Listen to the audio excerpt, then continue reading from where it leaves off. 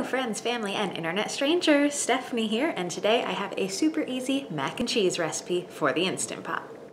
I am going to be pairing this with some buffalo chicken, but not making a buffalo chicken mac and cheese because my picky mother will eat buffalo chicken next to mac and cheese on the plate, but you cannot put the buffalo chicken in the mac and cheese. This recipe is really easy to make, either a larger portion or a smaller portion. I have made this for just myself. The main key here is you want to use equal parts pasta and liquid. So if I'm only making 1 cup of pasta, I'm only using 1 cup of liquid. And all of the spices and seasoning, just put a few dashes of spices in, and the cheese I do to taste. Really easy to shrink this recipe. Since I am still home with my parents, I am making the full recipe and we will have leftovers. I start by adding pasta into my Instant Pot and 2 tablespoons of butter. Then I'm adding a 1/4 teaspoon of pepper and about a tablespoon of some sort of hot sauce.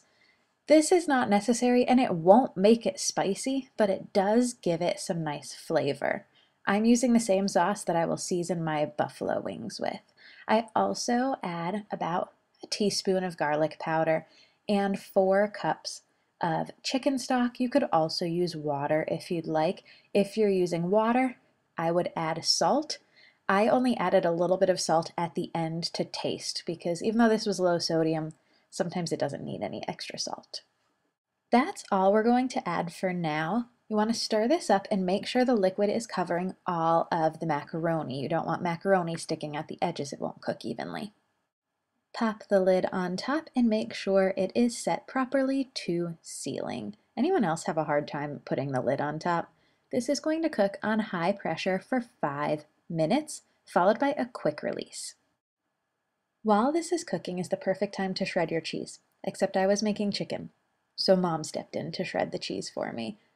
I open this up and it looks good. There is not a lot of excess liquid, and what is there is used to make the sauce.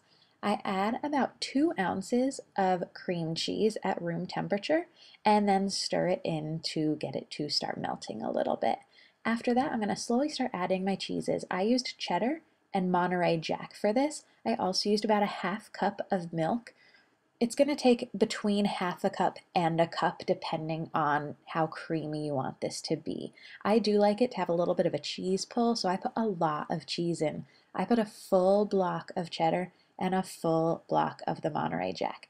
I taste for seasoning. I added a little bit of salt because it needed just a bit, and then I also add a little bit more pepper, just a couple dashes, and it is ready to serve.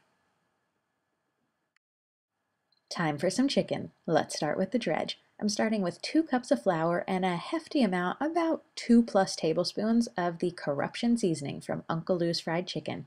I will link that down below. And Uncle Lou's secret, cinnamon, also goes into that dredge. I'm going to stir this up until it is well combined. I'm going to be using this sweet spicy love sauce from Uncle Lou's. This I picked up on my cross-country road trip. If you haven't seen that, I will link it below. But also you can buy this online if you'd like to, if you're not going to be in the Memphis, Tennessee area. I cut up and marinated my chicken in the sweet spicy love sauce overnight. I didn't mean to do it overnight. I meant to do it for about 2-3 hours, but we ended up not having the chicken the night we were going to.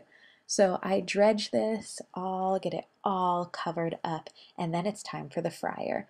I heat up my pan to have the oil at 350 degrees. I test it with a little bit of the flour and see that it is all up to temp and add in my chicken. I'm going to cook this for about 3 minutes on each side and flip it over halfway through and then add this onto a plate with a paper towel. Once it has cooled off a little bit, I add the sweet spicy love sauce. This stuff is amazing, but the chicken tasted so good even without it. That cinnamon was so good. It was just this extra little bit of flavor you don't normally get. I kept snacking on that chicken before I could even get the sauce on it. It was that good. I check it to make sure there's enough sauce and, gotta do another taste test now that the sauce is on, and everything tastes great.